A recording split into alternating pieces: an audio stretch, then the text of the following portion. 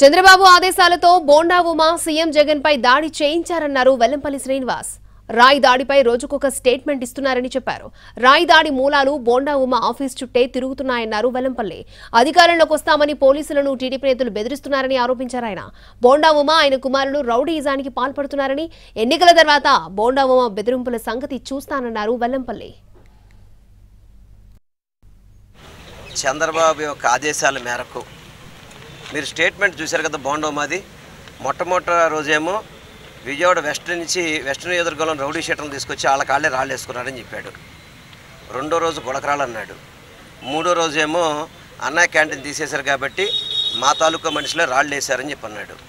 ఎవరైతే ఈ ఘటనకి హత్యా ప్రయత్నానికి పాల్పడ్డాడో సాక్ష్యాధారాలతో సహా పోలీసులు పట్టుకున్నారు.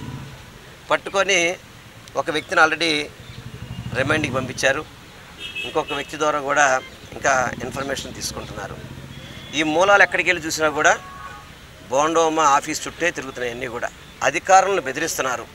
రేపు జూన్ 4వ తారీఖు మేము అధికారంలోకి వస్తాం, మీ అంతు చూస్తామని చెప్పి బెదిరిస్తున్నారు.